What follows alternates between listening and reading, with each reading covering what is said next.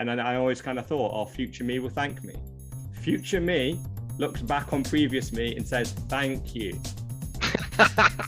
Fucking thank you. Because when I actually even look back and if I could suck him off, I'd suck him off. I sucked that chode. But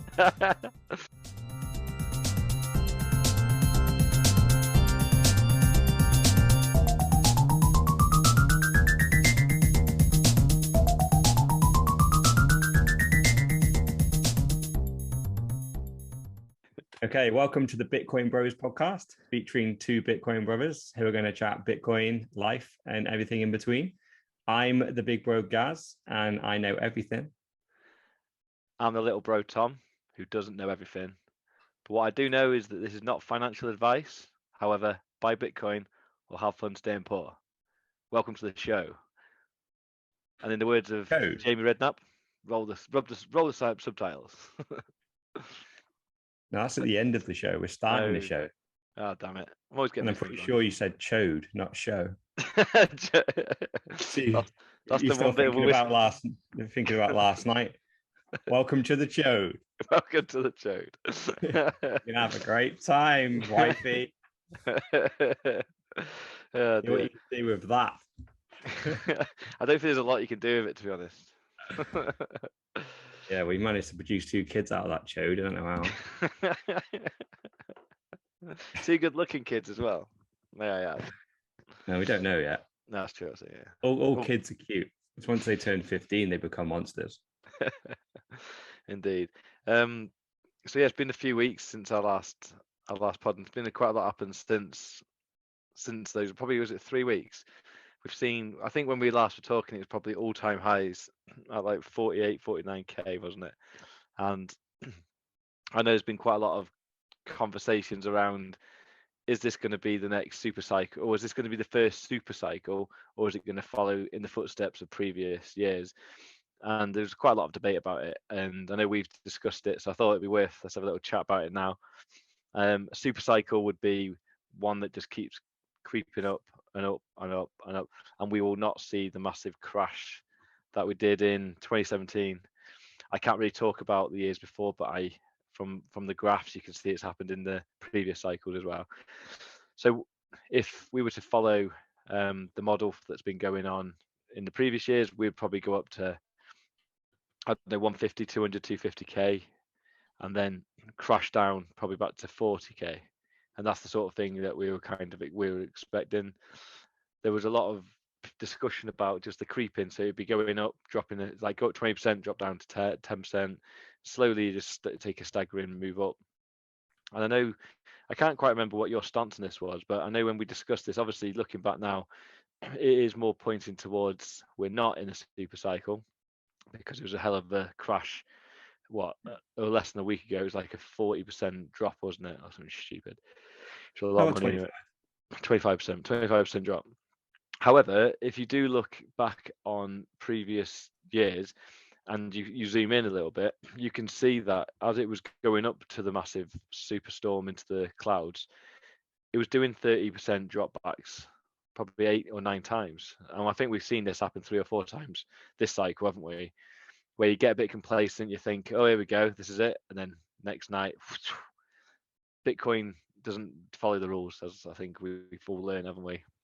So do you think we're going to be on a super cycle run, or do you think this is going to follow in 2017 and we're still too early for the super cycle? I fundamentally don't think we're in a super cycle now. I think we've still got plenty of big corrections to go. The definition really is that do we ever fall 80% from any price? So whatever the last all-time high was, can we fall 80% below that? And I just fundamentally think yes. I think we can't fall 80% from here. I don't believe that, but I do think human behavior, which the main one being greed, that will happen again. So yeah, this cycle was supposed to go to 288k in dollars, so about 200k in pounds, and we're not there yet. We should have done that pretty much around now. So we're well behind where we should be if we model this back on 2017. But I think that's just market again doing what markets do, which is being unpredictable and not just if everything just went up exactly the same every 4 years, then all the traders would become billionaires because it should be super easy to do. So guess what? The people that are buying are sat on the sidelines a little bit, waiting a little bit longer. I think the people selling are selling more as well. And yeah, we're just in this place. We've still had a great year. We've pretty much gone up 10x. It's just normally we go up 20 or 30x during a bull cycle. And I think fundamentally this bull cycle is just being extended. So maybe we break out of the 4-year cycle thing, which would be good, all around the halving.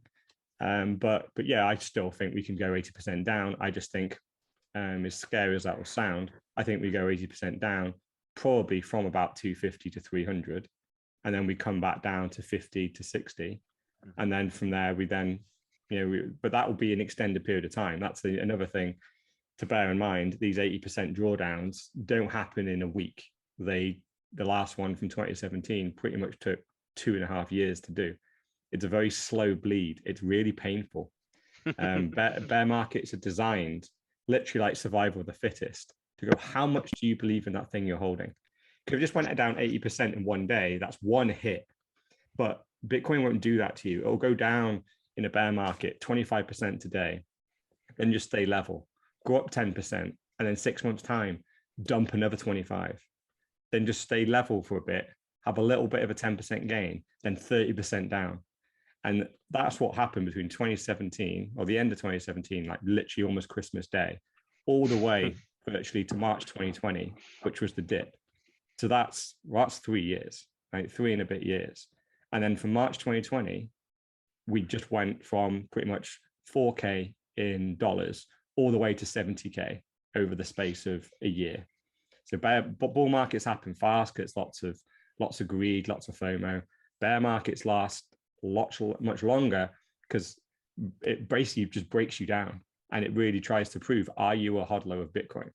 And if you are, then you'll be able to withstand 2.5 to 3 years of pretty much only down action. Really, these slow bleeds. It's like death by 1,000 cuts. You'd rather someone just come up and chop your head off, and at least it's over nice and fast.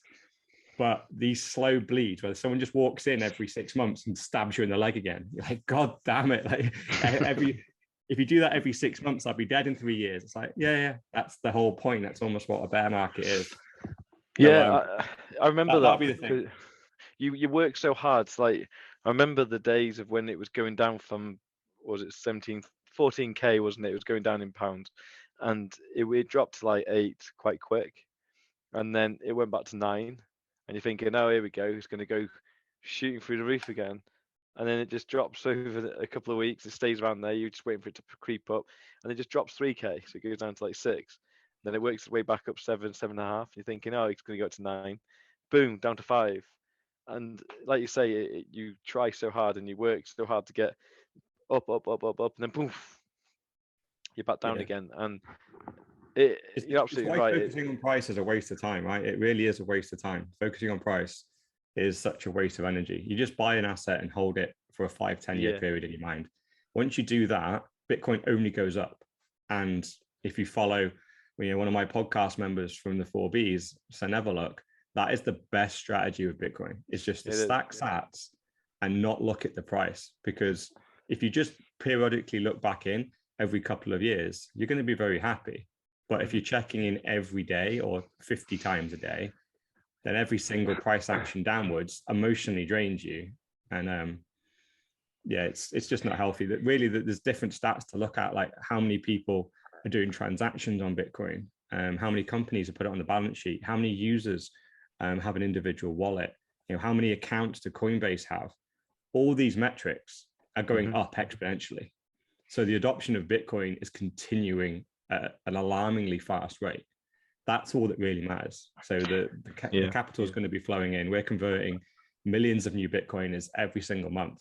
So in the moment, the market is still small enough. At $1 trillion, that's still a tiny market. So it only takes a couple of billionaires to get together and decide to dump the price by 10-20%, and they can do that. But that doesn't mean Bitcoin's broken. That just means at the moment we can still be bullied a little bit. But if you fast forward 5 or 10 years, we'll be $100 trillion. Bitcoin will be by £5 million per coin. Man, it won't be, you won't be able to bully the price of Bitcoin at that point. That will be a huge amount of wealth stored in Bitcoin, and it'll be much more stable. But that also means the risk would have gone. Bitcoin will pretty much be the standing currency of the globe. And all the unknowns that we have today, like, is the random person on the street going to ever, stave in Bitcoin? It'll just be, well, of course they do. Everyone uses Bitcoin now. It's like saying, well, people use the internet 20 years ago. It was a gamble back then, but for the people that saw it, they profited hugely and built businesses and invested in internet companies. It'll be the same now. So it's one of them. It's risk reward. If things were all really clear and the price was super stable and we just went up by 10% a month and it was guaranteed, then you wouldn't even want that anyway. It would kind of show manipulation. Like, what the hell? You can't have something that goes up 10% every month. You're going to have these volatile markets where you got 100% in one month and then down 80% the next. That's just nature of the beast. And for the next 10 years, it's going to be half the course. So anyone buying Bitcoin, it's just think long term. Don't worry about the short term. Expect 80% drawdowns. If they happen, you're going to have to just live it. Try and treat it as cheap sats, buy the dip. If it keeps dipping, keep buying. And and then don't worry too much about cycles and all that kind of stuff, because it's all very distracting. And fundamentally, it's not Bitcoin. There's so many more interesting things to learn about Bitcoin. No, I agree. And the thing about the price being manipulated by like billionaires, like you say, I don't necessarily think it's the billionaires of today. I think it's the people that just necessarily bought in probably in 14 that will be sat on hundreds, if not thousands of Bitcoin that, you know what, they just want to buy some assets. So they're pulling it out, and to them, just taking 10% of their stack could be 100 Bitcoin, which is obviously going to smash the market down, isn't it? So potentially it could just be those early adopters that are doing this as well. Oh, yeah. That's the thing. When I say it's billionaires, I don't mean evil billionaires that are running the world. I just mean rich Bitcoiners. Right, and rich Bitcoiners, guess what? Even the rich Bitcoiners, they want more Bitcoin. So if you're sat on $10 billion worth of Bitcoin, you know that you can track the market, look when it's a bit weak, and then just dump a load of it, get a load of fear baked into the market. The price goes down even further, then you buy your 10 billion back. But your 10 billion, say before, I don't know, let's just make up a number, say it was 1,000 Bitcoin, you dump the price by 20%, you can now buy your 10 billion back at 20% lower. And now you have 1,200 Bitcoin. You gain 200 Bitcoin in that. So this is why people are motivated to do it. We live in a capitalist world, and Bitcoin's no different. You can't stop anyone doing this. So if you do have all that Bitcoin, then you can gamble it. But occasionally, when we always see it, these people try these games, and sometimes it goes the other way. Sometimes they try and dump a load of Bitcoin, the price jumps by 20-30%, and they get left behind and they get wrecked. We always see that whenever the market turns, goes down or up unsuspectingly, loads of traders get wrecked. So it's if you sat on 10 billion there, or 100 billion, then yeah, great, you can go and have fun. It can be your computer game. Instead of firing up Fortnite, you can fire up your trading app and try and dump the price of Bitcoin and watch the news headlines all around the world. But I'm sure they get a kick out of it. So good. You get a kick out of it. Oh, it'd be fantastic. If I had enough Bitcoin to either pump or dump the price, I would definitely do it. And I tell everyone, I'd be like, watch this. I can guarantee there's a headline about Bitcoin dumping 20% in the next hour. And I tell you all, and then I do it. And you'd be like, you were right. How did you know? It's like, because it was me. I dumped it. It'd be funny. Because this whole thing about price has come about, because I know generally as a rule of thumb we try not to talk too much about it and focus on it for the reasons you said. It's a bigger game than just for gains, and whilst it's going to make gains in the future, it is basically fixing what a lot of things that are wrong with the world. It's going to fix it, and we've touched on a lot of the areas in previous pods, but I think it's worth mentioning. I've had a couple of my mates and people that I've spoken to in the past have recently become a bit more interested, and I know we're following this pod as well. So hey guys, and get your choked out. And basically what it is people, I think the common consensus is I don't understand it, which is why this pod has been useful for people is just a signpost to the sort of the layman version of Bitcoin, because as soon as you start searching, it can get very complicated very quick, and then it gets scary. The other thing is the FUD that's out there, which can easily be rectified, and we've had a whole session on FUD before. But then the other thing is that people seem to be getting sort of stuck on is, I'm too late, and this is common. I think we've seen this throughout our whole journey on this, and the obsession seems to be, I have to get a whole one. If I can't get a whole one, then what's the point? So I think we've said it in the past, and I think definitely in the next cycle after the halving, I do think Bitcoin will change its sort of title to Satoshis, because whilst it's sitting at Bitcoin, I think we're just on the limit of people being able to reach one for now, because it is difficult. Obviously, 30-40k, it's not anyone's just got that lying around unless they move out of property or something like that. But again, I think realistically, having a full coin now is out of the reach of 95% of people. Yeah. Even if you just dollar cost average in and buy monthly, how many people right now have 40k worth of investing or savings that aren't at retirement age when their pensions come due? Yeah, it's nearly zero. It's nearly zero. I think you would be counted as rich if you had 40k of investments. Most people don't. So I think right now you're right. The whole game of getting a full coin, and it's all changed this year, because I obviously had some friends that came into Bitcoin relatively recently. Yeah. And they were relatively wealthy, but Bitcoin was at between 15 and 20k a coin, and they were desperate to get their first coin. So they were selling stuff to scramble to get to the full coin. And then once they got to that full coin, they calmed down and started dollar cost averaging. But now we've doubled again since then. And at the moment, we're down about 30% from all-time high. All we have to do is go back to that, and we're pretty much at 50k a coin. Come on, like we do need to get away from this unit bias, which is the obsession around having 100 million sats. You don't have to have 100 million sats. Yeah, absolutely. And I think as well, when you think about it from a world population, and if the whole world is transacted in it, the amount of Bitcoin you would be allowed, I believe, if you get your fair share, is 200,000 sats, isn't it? Which at the moment is around. I think it's actually a lot less than that. It's 25,000 sats. 25,000 sats, is that it? So you can pick that up at the moment for what, a tenner or something daft like that? Yeah, £10 you can get that for, yeah. Yeah, there we go. So if everyone listens to this, if we were in a very fair world and we said, right, let's make everything even, everything's free, everyone just does a job, and everyone has their own amount of the fair share of something, they would have £10 worth of Bitcoin right now. So that's the point, isn't it? People will always be stuck going, I'm going to invest next month because I want to get paid, I want to pay for this birthday, I want to get over Christmas, I want to get my holiday out of the way, all of these different milestones. And what the ultimate benefit would be is, we've said it, and I've said it numerous times to people, download Coinbase, just do the free lessons. But the thing is, it's a tiny amount of money. You'll make like $2 if you do a free lesson on a random shitcoin. Convert it across into Bitcoin. That's £2 worth of Bitcoin you've bought. Yes, it's what's the point? What's £2 going to do? It's not even a pint.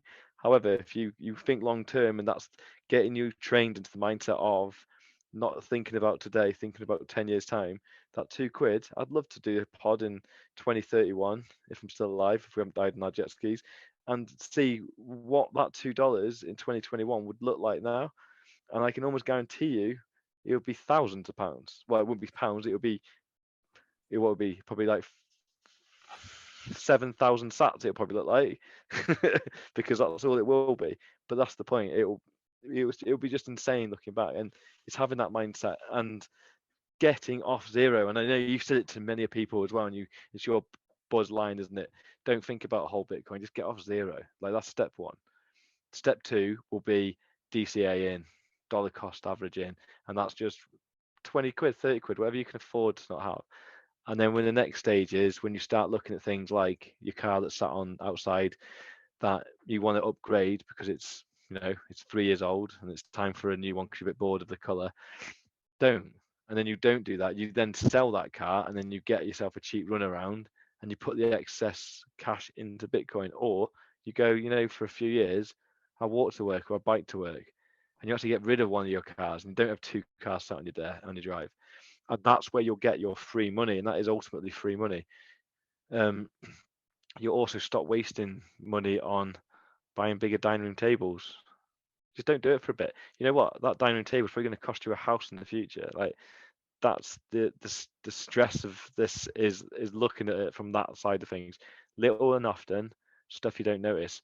I can almost guarantee if you look at yourself and think about what you waste in your life. I know one of the things that I used to do, which was like sticking money on betting and stuff like that. It was just free money. Every now and then you'd get a nice little win, but then you just stop doing it. Now that'd be 30 quid a week potentially, and some people that's not a lot. Some people will be putting a lot more into machines and stuff like that, that they drop 40, 50 quid because, oh, I enjoy it. Other people will, do lots of other things like drinking lots of beer in the week. Stop doing that. That's 10 quid a week off your shopping bill. Simple changes will allow you to get your sats increasing, and look at it as a sats, and then convert every sat to a pound, and then pretend that's what you've got. And in the future, you could be sat where it wouldn't be quite a pound for a sat, but it won't be too far off, and you'll be sat a very, very wealthy person. And that's my underlying message. And it's scary thinking it's going to go to zero. That's another what people think. There's a lot of crashes, like my money's all going to go to next to nothing, but that's because they don't understand. So whilst you don't understand and whilst you're doing your research, put that insignificant money in, and hopefully then you'll start your journey. And then because you're watching the price a little bit as well, you'll understand a bit more. You'll naturally start to read about it and then listen about it, and you'll start to understand. And it takes ages, because I know for me it's only this year really where I've really clicked with a lot of it. You always used to say it's going to be the future, but what did the future look like to me? I didn't even get the internet like for years. Still don't. So I'm not really that techie, and there's a lot of people in my boat, and it is a scary thought. And a lot of people will be against somebody, which generally, probably who's your most influential person beyond your parents? It's probably your other half, isn't it? Especially when you've got a house and you've got kids. So the whole thing about convincing your other half, like, there's nothing better than demonstration for me, because if you talk to me about this like random currency that's online, even a currency, this Bitcoin, this internet money or whatever, it's going to take over the world. It's going to be what we're going to be spending in the pub and down, for buying petrol in the future. You can't see it because it's just insane. You can't even imagine it. So put a few quid in and then just let people watch it. Let your other half watch it and just say, look, there you go, 20 quid in there. What would it have done in the ISA that we'd have had in the bank? Absolutely nothing. What's it doing here? And if you can start to, to be honest, this can go two ways, of course. It could go 30% down and then you kind of lose your argument quite quick. But again, it's you practice the hodl. You say, no, it doesn't matter. Leave it, and then you'll see the curve very much straighten, and before you know it, the curve's going up. Yeah, it's the biggest challenge of any, always trying to onboard people into Bitcoin, because there's so many fundamental education pillars that you have to build up, and everyone's at a different point on every single pillar. So the first one can just be like you just described there, really. Do you know how to manage your own money? Because if you can't do that, then you can't go on to the next stage, because you're always going to be skint. You're living month to month. You might be leveraged up with debt already. And actually the smartest thing to do if you are leveraged up with debt is probably isn't to buy Bitcoin. It would be to pay off that debt and get yourself out of the debt you're in. So once you've done that, and there's many people on the planet right now that won't ever be able to do that. They've already got themselves into a hole. So it's, and I feel sorry for them. We're in a high debt society and low wages, high inflation, and it's only going to get tougher. And there's not going to be much help. So you are going to have to really review that. And well, I'm not a life coach or any like specialist on managing your own money, particularly, especially once you've got yourself into that type of situation. So it's very much, you need to find your way out. You need to get yourself kind of back to zero. And if you can get yourself back to zero, then it's about, managing your incoming outgoings. Ideally, your balance sheet, if you treat yourself like a business, you need more incoming than outgoing. That's the basic starting point. And if it's the other way around, you got to fix something. And it might mean some like pride hits, you might need to downsize your house, downsize the car, maybe not go on that holiday, because you need to get your balance sheet into the green. Right? If it's in the red, then you're always going to be struggling. But then once you figure all that out, which is tough, we don't get taught any of this stuff in school, which is why I'm so anti government education, because this is what people should be taught. These are core life skills that if we were taught these in secondary school, then people would have so much better lives. But I think they purposely don't teach us this, because then that makes us a slave to the bank and a slave to the workforce until you're 65. You pretty much retire with debt, you retire with nothing. If you do have something left over, the government take it anyway. But yeah, then learning how to invest is another challenge. Most people, even if they manage to get to a point where they're now making money, they're now wealthy and they're starting to save, and maybe saving for the next house or whatever, taking the next step into actually investing in stuff that isn't just the house you live in is a huge step for people. So most people have never made that. But if you've already bought shares, if you've got a shares background, straight away you're a little bit more used to Bitcoin, because now these charts and the price going up.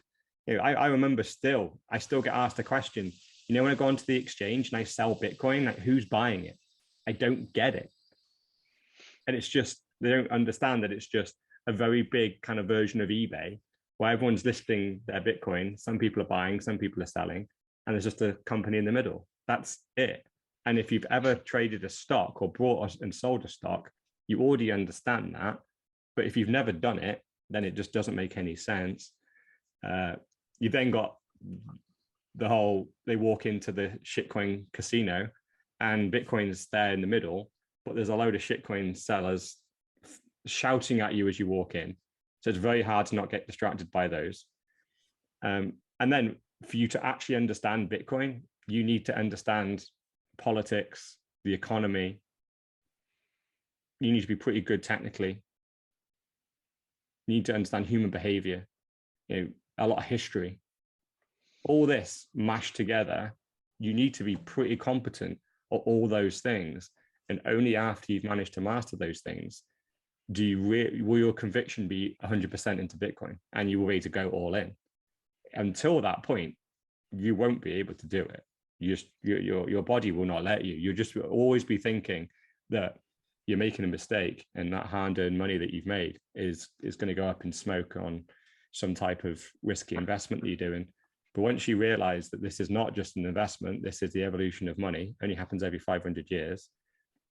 We're on a gold standard for pretty much about 500 years ago, and we've pretty much converted from a gold standard to a fiat standard over the last 500 years. And it's only in the last 100 years that the fiat standard has completely gone kaput, because they've taken us completely off fiat that was backed by gold, and now fiat is backed by nothing. And we're basically at the point of this game. It's like us all playing Monopoly, and essentially someone's won. Someone sat there with all the money, and there's no more money left in the bank, and everyone else is skint. So at that point, what can you do? One person has all the money and everyone else has nothing. So what you will do is reset the game. We have a great reset.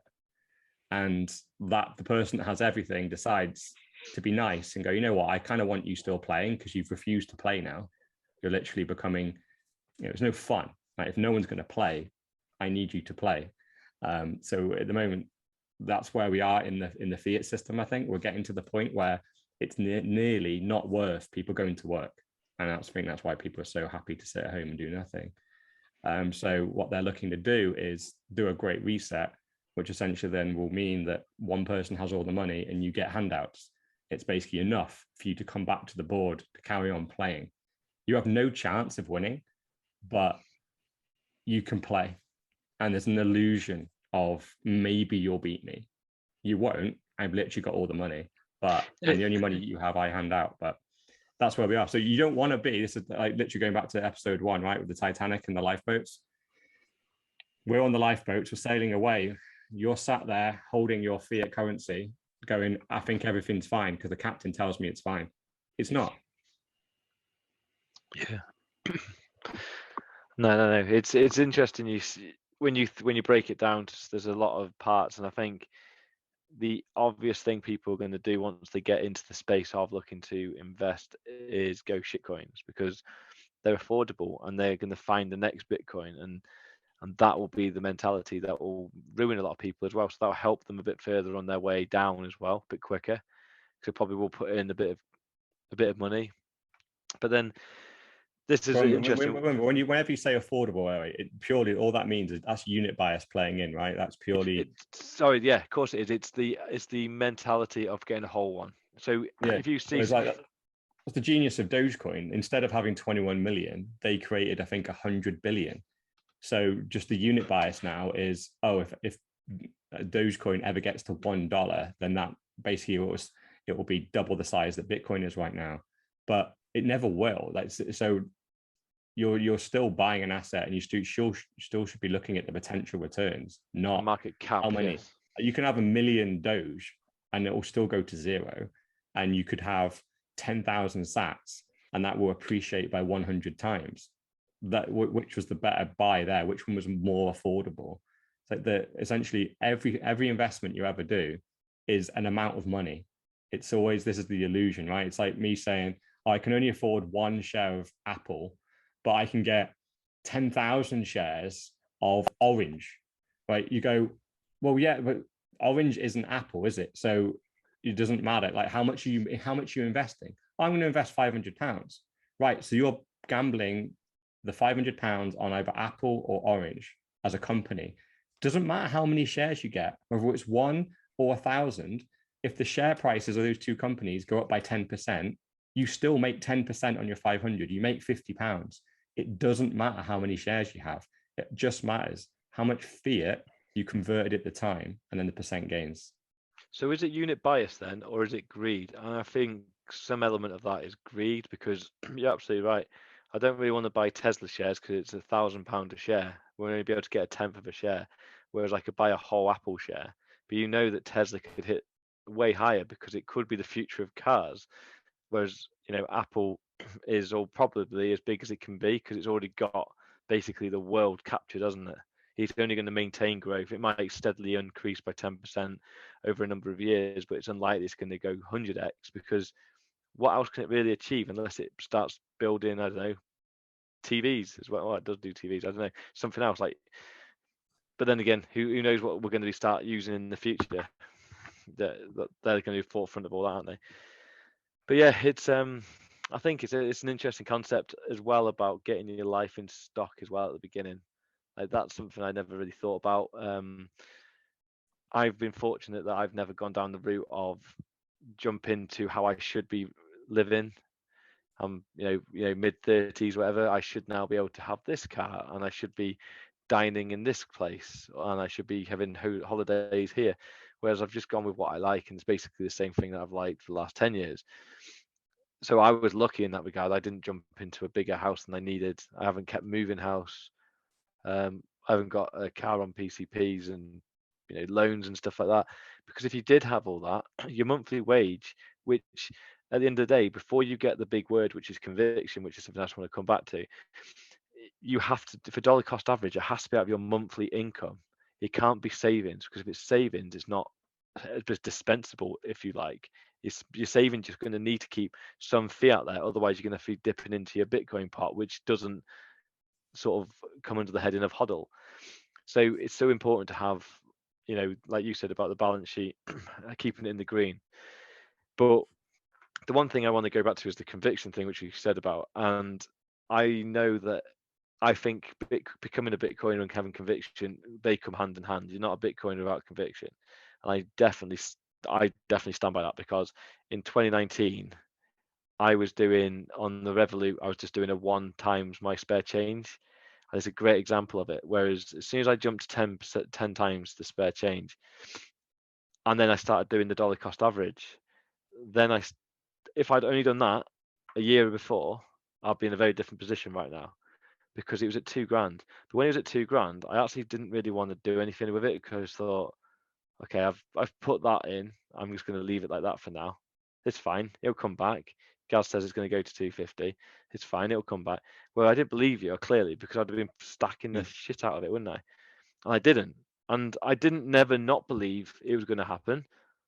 I just couldn't see it happening. And it wasn't till I think it went to 4, 5, and then 6 is where I started going banging quite heavily. 7, 8, 9, and then it's been. I think the conviction came when it came with belief of seeing what I was doing and starting to get that buzz, that I had that punch in my tummy thinking I can see the future. I thought I'd be having to wait numerous cycles before you get to any real value, but then I could see it happening and it was building and building.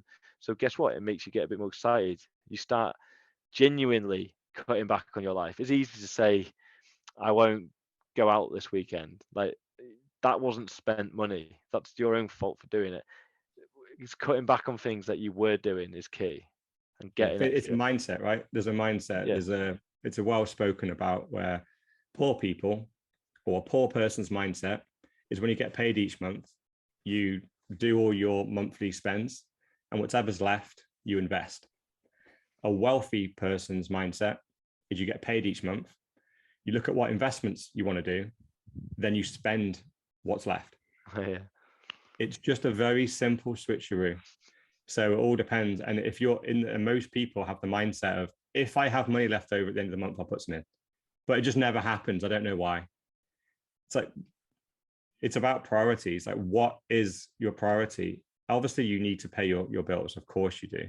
But and we always talk about this, don't we? Say, steal from yourself today, because future you will say thank you.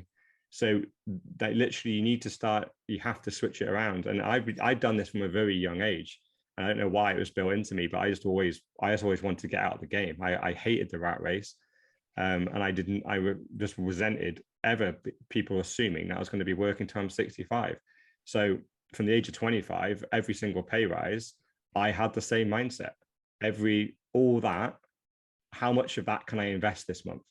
And if it was all of it, because I didn't have any holidays or birthdays coming up, it all just went into investing. And back then it was just stocks and shares. That's what I would do. And any money I had left over, that was my money. And sometimes I would almost be at the end of the month and wouldn't have any. And I would refuse to dip into my shares. Go, no, I have to suffer. It's fine. And then I always kind of thought, oh, future me will thank me. Future me looks back on previous me and says, thank you. Fucking thank you. Because when I actually even look back, if I could suck him off, I'd suck him off. I suck that chode. But literally, it's, and when you look back, like it's almost like with everything in life, like whatever you're going through right now always seems like the biggest thing, the biggest problem, the biggest expense. And you fast forward 10 years and you look back on the 10-year kind of crisis that you were having, it just looks like small fry. And now your responsibilities and things are always way more serious. This is the next big thing now. And in reality, it's just that life is always challenging. Things are always going to get thrown at you. And the way out, like literally the way out of the entire system is to invest. So even if you don't invest in Bitcoin, if you think it's too risky, Jesus, just buy some Apple and Amazon stock. That's a start. At least you've got out of fiat. At least you've taught yourself to take some money and put it to the side for a period of time where you're going to just leave it and let it appreciate. That is it's part of the journey. But education is key in Bitcoin. So don't know where to show my app too much, but the reason why I would show Bitcoin lessons now is mainly, if you do it, fine, that's good. That'll give you the history of money. But what's really good is if you click on the further reading, I've linked the top 20 kind of Bitcoin resources, either articles, books, or podcasts that I think are the best. And I have listened to thousands of these, read dozens of books, and read hundreds of articles. So that's my top 20. So, and I just give a poor version of what these like masterminds in Bitcoin talk about. So go on there and spend a couple of hours clicking through. If you like reading, buy the Bitcoin Standard. If you don't like reading, there's an Audible book of it, or there's a podcast with the author talking about the book. Like, so however you like your learning, go get it and just put it on. And these people are highly educated, they're PhDs, they're pretty much geniuses in the world of finance, technology, and economics. And they are 100% into Bitcoin, and they can articulate the case from start to finish. And I think what it will do is just really solidify what Bitcoin is and why it is so important in your mind. And especially once you listen to 5 or 6 of them, or you read a book, it's you got to put the work in. It's not easy. There's no shortcuts. Yeah, and there's a few things that people have said to me in the past, and it's why would I do it? Like, what's in it for you? Because we signpost a lot of people to a lot of good resource and stuff like that, and like your lessons, and it's not a big PR advert for your app. Your app was there as almost a charity. Like, whilst you there's a fee for certain lessons further on, but that's kind of just almost trying to make back what you had. And you give back the sats anyway. So basically all you do is you force people to get off zero. So it falls back into the whole idea of pay £5, it's like nothing. You're basically gonna get what, £2.50 or whatever it is back of that in sats, and you'll have to look after it. And it teaches you the fundamentals about how easy it is as well to lose it, but it's only a couple of quid.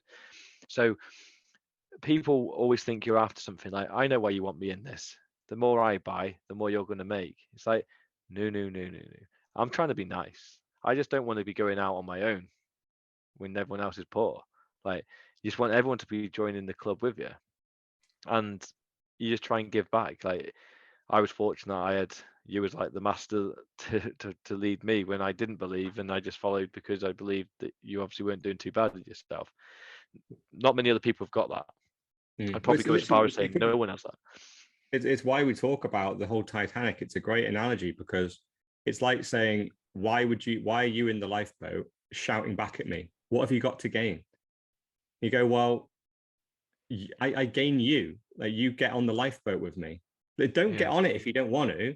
Like, I'm safe. Like, I don't gain anything from you coming on board. It's fine, don't. Like, it's inevitable. Like, the ship you're on is going down. So, because that's the thing, like, why is there an entire community around all the literature around Bitcoin? This is not just a random share. This isn't like, if I used to be a big Tesla bull, I would never have set up a podcast about Tesla. It's just not interesting enough. And I wouldn't go in like lobby everyone I know and go and stand up on stage doing speeches about Tesla and why you should buy Tesla shares. It's just fine. Like, if you want to invest in Tesla, then great, but it's not like crucial to your survival. Literally, this is the money is evolving. So if you hold the money you have, you're going to convert it into Bitcoin in the end. You're just going to convert it at a much higher price, and you're going to lose everything along the way. So we're just saying, convert now, and you manage to convert into the new form of money before everything else goes to zero. So that's what we get. It's literally, it's like your house is on fire and we're standing outside, come out. And yeah, there's no big scam. I know it feels like a Ponzi. I think people are like really like finely tuned at the moment to stop the LMM scams. I think everyone's trying to sell you some diet pills or some trading thing. And that's the problem, right? When we're in a high debt, low wages society, everyone's got some type of scam, some type of little crappy business they've got. Everyone's had a mate on Facebook hit them up and try and sell them some dodgy gear. And it's weird as well, especially when a mate does it to you. You go, oh wow, like, this is someone I know, and they're trying to sell me some diet pills or some protein shake for 10x what it costs. And they go, oh no, but don't worry, you've got to buy it for this, but then you can sell it on and you'll make loads. Like, is that what you're doing to me right now? You're selling me the overpriced product just so the only way I can then make money is so I can find another sucker to buy it off me. This is crappy. And I think when you first get introduced into Bitcoin, all the red flags go up and go, is this a form of that protein shake that I managed to avoid? Or maybe I did buy it and I was 100 quid down in protein shake powder and I don't know what the hell to do with it. It tastes like shit. So that's, you just got to overcome it. And you just got to think, well, I've been in this like full time for nearly 4 years now, and years before that. This is, and I haven't tried to sell anyone anything. It's just, and I've done extremely well out of it. Yet hardly anyone really, other than my close mates, got in. So, and they're very happy, and now they're spreading the word. But yeah, we don't get anything. Takes years. Obviously, we all we all benefit from the appreciation of an asset once it becomes global money. But like I've said before, like Bitcoin is inevitable. Like, it doesn't matter what you do. Like the value finds the soundest money on the globe. It's happened. Human beings are very good at finding it. And fiat, if you really study money and understand what money is and understand what the future of money is, then Bitcoin is the future. It's an internet native currency, and it's just better than gold. It's infinitely better than fiat. So Bitcoin is going to win. And yeah, you either move to that now or you move to it at a higher price. And yeah, I think you get Bitcoin at the price you deserve. The information's all there. Go do the work, and maybe you deserve to earn it at 40k a coin. Who knows? Maybe you don't learn enough until it's 400k a coin or 4 million. Well, generally, probably what people will do, and this goes back to the pricing thing, where whilst once you get your conviction, the price is kind of irrelevant, or other than you actually hope it does go down.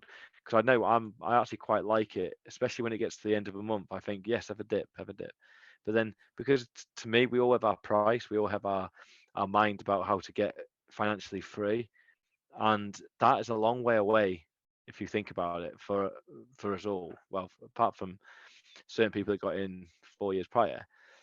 There's two things I just want to just pick on. Whilst we talk quite a lot about reducing your outgoings in a month, we're not by any stretch of the imagination saying live poor. Like, that is not what we're saying. You have to make memories. You don't know what's around the corner. If you have an opportunity to take your kids, your wife away, have a wedding, it's things you need to do. Well, I guess I know you would probably straight away disagree with the wedding thing, because it's a massive amount of money for something for one day. It's probably everyone's different, man. You spend the money however you fucking want. It's just that Bitcoin's about to take over. So invest in what you can, or have fun staying poor. Everything else, I don't really. Everyone's gonna be different. Some people love trainers, and that they will say that their number one priority in their life is trainers, and they stack a pair of Jordans every month. Well done. That's what you get fun out of it, life. I will never criticize for you that and never judge you for that. Absolutely. Life is about having fun. But if you want to continue to buy trainers in the future, you might want to convert some of those pounds into Bitcoin, and then you'll be able to buy more trainers in the future. If not, fine, carry on doing what you're doing. But yeah, when we convert over to a Bitcoin standard, you're going to be regretting that time that you dismissed Bitcoin, because everyone has that moment, right? Every single person that gets into Bitcoin goes, I wish I'd have listened to the first person that told me. I think the same thing. I heard of Bitcoin around $10 a coin. That's when I first heard about it. But I dismissed it. When you put £1,000 in, you dumbass. I know. Why didn't I? Yeah, I didn't look into it deep enough. I just dismissed it. I read it, thought it was magic internet money, never going to work, probably a scam. See you later. Didn't really think about it until years later. And then even then, I dismissed it again.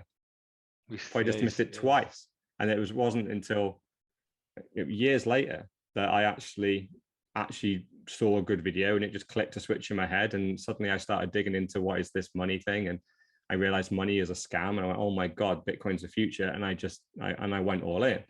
But I look back and go, wow, I could have an extra couple of zeros on my net wealth if I'd have done it the first time I heard.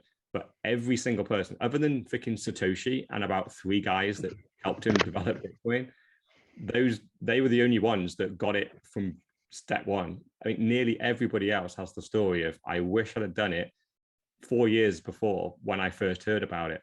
But it just takes time for this to settle in. And so anyone that thinks, oh, I should have done it when I first heard about it, now I'm too late. It's like, no, everybody thinks they're too late.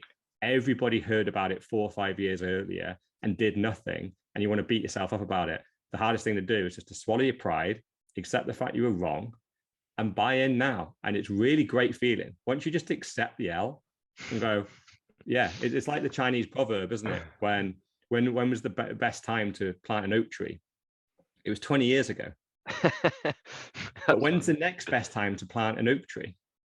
It's today. Yes. Because you didn't fucking do it 20 years ago, did you? So stop. If you keep wanting that oak tree in your garden, shut the fuck up, accept the L, plant the acorn, get it planted today. And straight away you start feeling better, because now you go, oh, I'm so far behind. I'm 20 years behind where I should be. But tomorrow you're one day closer. So the next day, another day closer. You start progress, and you literally all that weight comes off your shoulders, all that ego, all that negativity, it goes. Once you accept the L and just start buying in, you're now making progress and not beating yourself up for previous bad decisions. Yeah, because I remember from coming back to my story, I remember sitting around a table with you outside on the patio, and you told me about it, and I didn't even know what the second part of the word was. I was like, "Bit what?" It was just ridiculous, and it was, I think, around about 200 quid, probably. Then I went on a year around the world, came back, and then it was like, I think the year after that, so yeah, it'd be 2017 when we went on a stag do, and it was at about 900, 800, 900 quid. So we'd obviously done the cycle. It had gone probably from when you had said about 10 quid, it went up to the 250 quid mark, then probably crashed back down. I don't know if you were involved then, but only very small. And I think you probably bailed, didn't you? That was probably your second shun of it.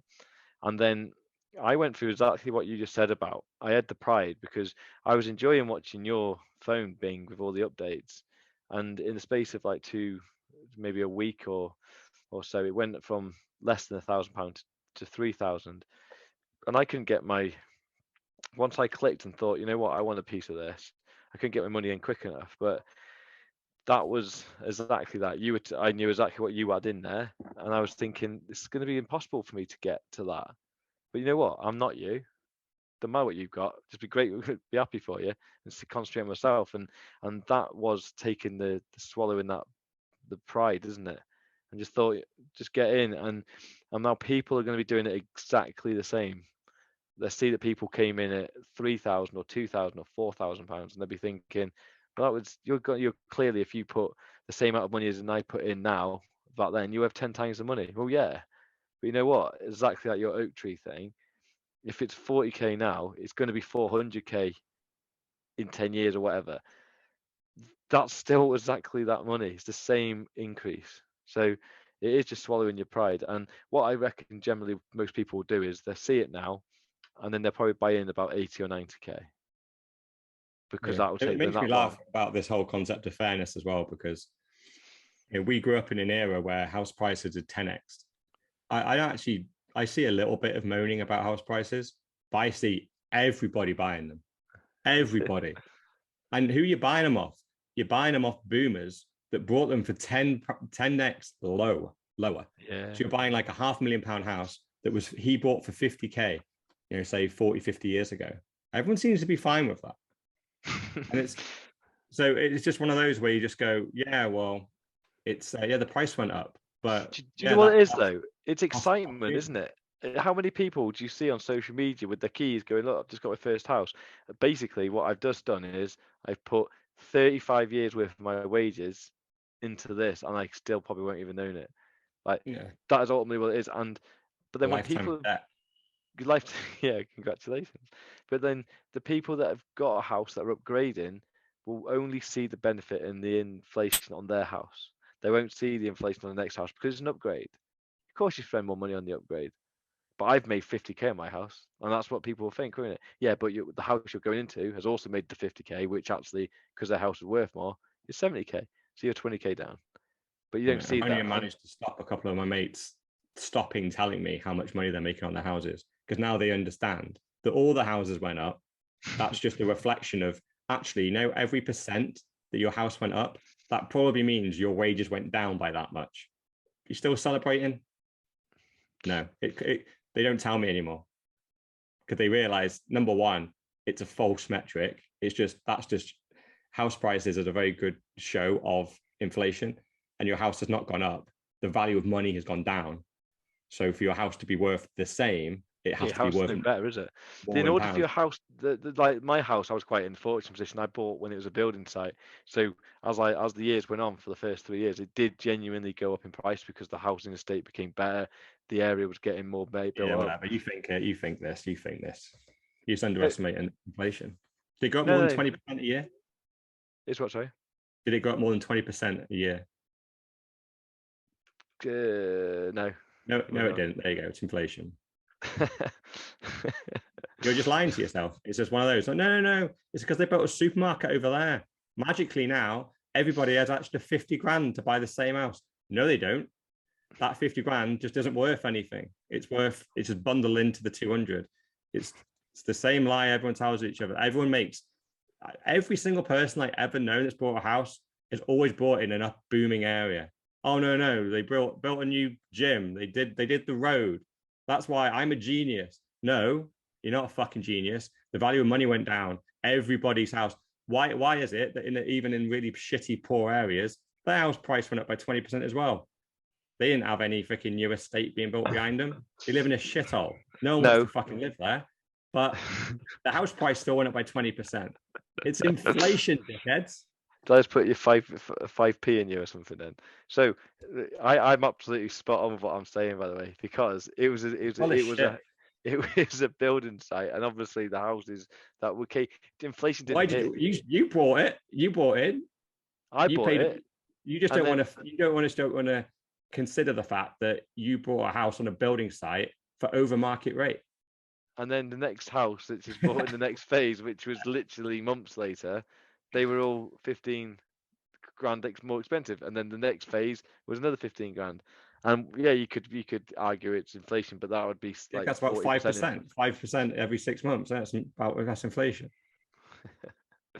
But then the HS2 getting built, actually, that when that comes live, that could actually increase. Jesus Christ, HS2, my ass. It's been built, because I see it getting built. They said they were going to finish that like 10 years ago. No, no, they've stopped. I don't know. Well, they definitely are building it in Birmingham because you can see it getting built every day. It's like next door to the thingy. Don't trigger me on a government project.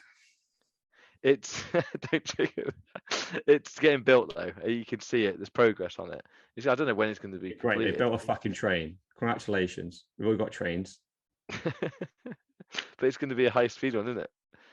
To get down to London. Every time I've seen the spec, it was supposed to be something like twice as fast. Now I think they're saying it's only 20% faster or something. And you go, what's the fucking point? Because as with every government project, right, over budget and under delivers. So they spent double on it, if not more. And actually what it's supposed to do, it doesn't even do. I reckon all they've done is they just have limited stops, so it doesn't have to slow down and start up again. So you probably make your time up on that as well. It's only got like 2 stops or something daft, doesn't it? It hasn't got obviously the train I got from London, the train literally that I get from Chester to London stops once, and I think the first stop was Watford or something. It takes 2 hours to get to London anyway. Yeah. They were saying, we can get it down to like 45 minutes or something. I mean, that is a game changer. That would be, but it ended up being, no, actually it's still going to take about an hour and a half. Like, so you shaved half an hour off. That doesn't change anything. It's not going to make me. Yeah, because if you get under an hour, you would commute in. Because I commute 45 minutes a day anyway on the train. So if I could do 45 minutes to London, it does change what you can do, doesn't it? It's stupid anyway, because no one wants to go to London. It's already too busy. What are you trying to get more people there for? Yeah, no one's going to live in London to come up to Birmingham, are they? All that happens is you move the problem, right? This is what happens in healthcare as well. So let's just say they did cut it in half. It was 40 minutes. Let's say it's half an hour to get to London from anywhere in the country. Just magic, just teleporter. All the problem moves to is the tubes. The tubes are already rammed. No one will be able to get on them. The roads are already rammed, so no one will be able to get around. So now suddenly you've got everyone, millions of people arriving in the train station in London, gridlocked. Oh, didn't think that one through, did you?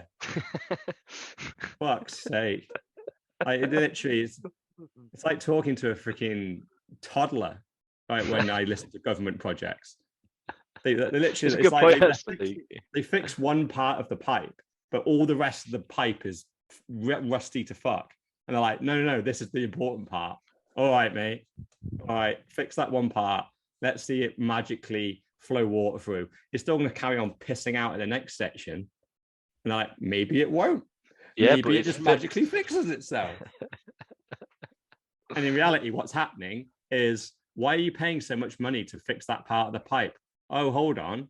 You're using someone else's money to pay your mate that when you retire, you're going to go be chairman of that company. Oh, so there's a load of money. So you're quite incentivized to fix that part of the pipe. You don't care if the problem gets solved, because either way, you get paid. Welcome to the fiat standard. Welcome to the layer cakes, son. Yeah. So we had some other topics which we'll have to spill into next week, bro. Okay. But you thinking that's helped any of your mates get into Bitcoin? I hope so. I hope so, because I genuinely think it's a long road, and you've got to start the journey. And to be fair, I've seen a massive change in a number of my mates where they've opened up their mind to actually listen and just not disregard it. And that is step one. It's acknowledging that there's something else out there and listening, because it's so easy just to say, yeah, it's shit, it's fake, it's a scam. Because yeah, you know, if you read the right things, that's exactly what you'll get told. But the thing is, if you listen, then you make your own mind up, and that's the point. What everything that we say is, don't well, think of the tagline, don't trust, verify. We'll tell you everything, tell you to buy it. Don't listen. Go out and find it, and you'll get reaffirmed exactly what you're listening to here. And that's the key, isn't it? It's a mindset. It's a change of mind, and it's what you wish and what we always talk about, especially you, a massive advocate for it, for schooling, because we don't get taught any stuff like this. You actually just believe everything you read on the BBC, and that's fundamentally the flaw to everyone's problem. They're the reasons why people do what they do, because of the horror stories. You only ever hear about Bitcoin getting banned in China. There's no reason to why, or any sort of even thought process into why may they be doing that. Why is it right? Is that right, or was it wrong? Like, what is the fundamental reason? We don't care. We just know it's banned, therefore it's going to go to zero. It's like, hold on a second, have you dug a bit deeper? Can they physically ban it? Oh, guess what, they've unbanned it again, and etc etc. And do you live in China, by the way? No, I don't think you did. So why does it affect you? But it's a horror story that people want to listen to, and open your mind, ask questions as well. And I've been really impressed with Jack in particular. He's asked a lot of questions, a lot of good questions, and it reminds me of me. Exactly, questions, and I'm here to help. I know you've probably got tired of having questions chucked at you, but this is why this is the beauty of having this pod. I just say, listen to this, probably answer most of your questions. And what we should do, is if people get into it, listen to this, give us a bell, either drop some questions in the chat, or let me or you know about it, what questions you want us to answer and or discuss. And if you get to a point where you want to have a cameo, I'm sure we can have a 10-minute, 20-minute cameo with people if they want to have some live debate about things that they disagree with, because that would also be quite a useful tool for some people. Because I know when I listen to the 4Bs pod, I'm always wanting to ask a question, but then I forget I'm listening to a recording. It's very difficult, and you just end up going, I don't believe you, I'm not buying that, no, I'm calling you out on that. But you can't, and then you forget about it, then you forget the context, and you forget what context you were talking in. So it's very difficult to get back into that. So if people are confident enough that they know their stuff, and I think a basic criteria is that you have the fundamentals, but then even if you're willing just to come and have a little discussion about it, I think it could be some use for some people out there. Don't know what you think. Yeah, maybe. Yeah, we could have someone on. Yeah, let's see what happens. See if there's any good questions that come in. Because I don't want to go over all ground, but yeah, if it's good, they got some good questions. All depends. I'm not obviously going to suffer like shitcoin type crap, but no. It's not about that, is it? Shitcoins are not on this remit, are they? They don't follow in the same footprint as what we've been talking about, so that you can't. And one of the things that I would say as well is people that dabbled in shitcoins, for me, forget the gains, and just, if you want to get that first bit of Bitcoin, the first sats in your wallet, sell it, convert it across, or just convert it straight across. Then you're off zero. Then watch it grow. And then you can just keep watching the shitcoin, and maybe don't watch it daily, because there probably will be a little boom at some point, but then there'll be a crash. Depends on if you were lucky or not. If you watch it over a year, guarantee one's perform better than the other, and I'd be Bitcoin all day long. So that's what I would do if I had that. If I had a few hundred quid sat in some shitcoins, sack it off, take your loss, just move it across. That's free money. That's money you haven't got. That's your first sacrifice. Step one of conviction. If you believe in it, you wouldn't have shitcoins. End of, full stop. If you still got shitcoins in your hand and you're not using them to potentially get more Bitcoin, then that's your problem. If you believe that a shitcoin is going to get you the next Bitcoin money, then you're wrong. You're in the wrong game still. You're still in the wrong headspace. That's what you need to correct first. Otherwise, you're never putting any of your wages into Bitcoin. Yeah. And if you don't do that, then there's a strong possibility at some point in the future you're going to be cleaning the Chode's boat, which sits on Mr. All-In's boat. Yeah, and that lives inside my boat, and I won't let you on it. So you'd be stuck to the middle boat. That is a small world to live on, the Chode's boat. I might even get him to clean the Chode. Like if you name it the Chode, you literally have to clean my Chode. Have fun staying put or clean my Chode.